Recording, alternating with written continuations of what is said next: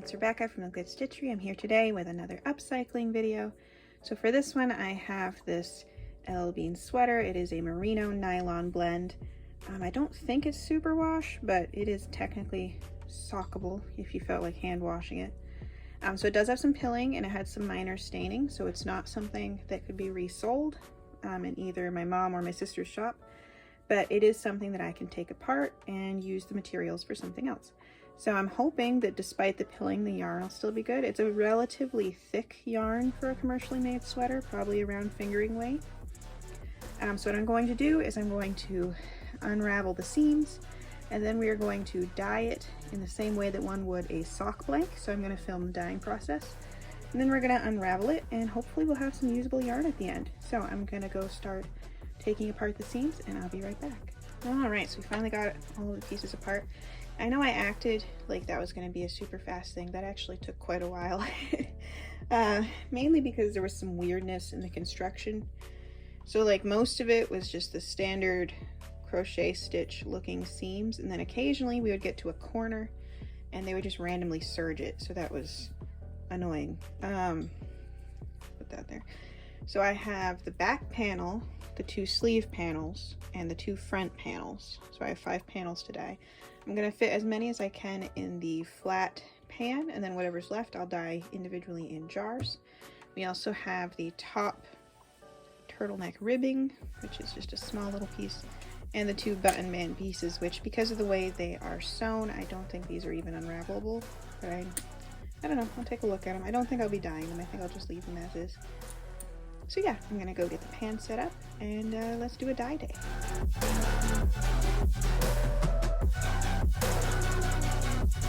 going to be using dry dye powder. I'm going to be wearing my respirator mask. And before I get started, I just wanted to remind you that everything that I'm using today is only used for dye work. It's never used for food, so safety first. Do not use tools for dye work that you are also going to be using to make food. I'm going to be going through my stash and grabbing all of my blue dye powders, and we're just going to do a whole bunch of different shades of blue on this. I do have 3 jars in the back, so this has the back panel of the sweater and either a side panel or a sleeve, I wasn't sure. And then I have 1 jar with just a side panel, 1 with just a sleeve, or a side panel, I'm not sure. And the last one is the last sleeve or side panel plus the neck part, because that's a larger jar, so I can fit both parts in there. So yeah, I'm just going to put this in the time lapse and we're gonna get dyeing.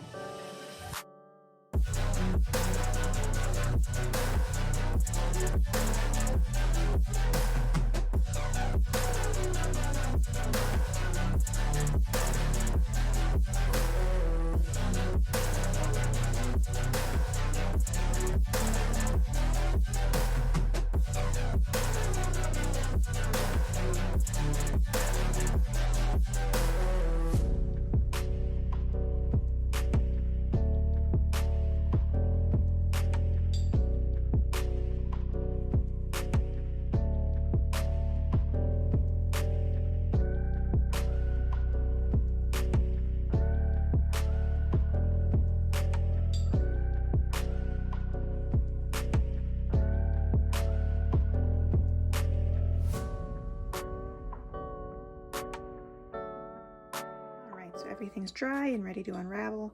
I did unravel the button band first, just so I could see what it was like for unraveling. So it went fairly easily, and you can see that there's 3 strands.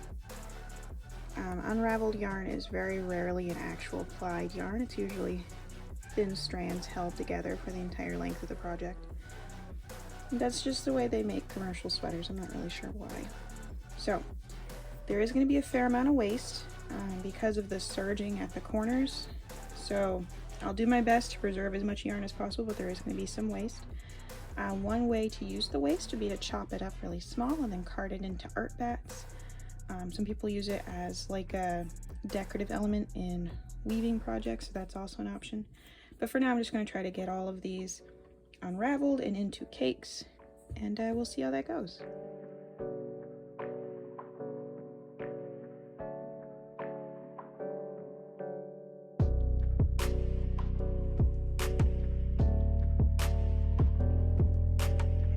finally done unraveling. That took like 3 hours, but I am very happy to finally be done. And I want to show you how these came out because they're so cool. So the ones that were dyed in the jars, they're more of just like a random splotches, variegated. They're really fun. And also, yes, I realize this is green. I always forget that spearmint is a green color and not a blue color. I'm not sure why, but it's still a nice green, so I like it. Meanwhile, the ones that were done in an immersion method have a lot more color to them, a lot more tonal, and they have just so much depth to the colors. It's really lovely. So these are all fingering weight. You'll notice that I did end up with a fair amount of waste, and also like the ribbing parts are mostly waste because they added an extra strand of nylon to the ribbing, and it's just kind of unpleasant. So I haven't decided what I'm going to do with all that stuff yet. For the time being, I'm just going to stick it in a bag and out of the way. But the yarns are gorgeous. I can't wait to use them.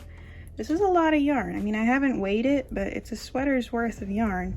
And that was a size large, I think. And in addition to all of the, oh, it was a size medium. I just saw the tag. In addition to all of the yarn, they have buttons. I think there's 7 buttons total. I just dropped one. I'll find it later.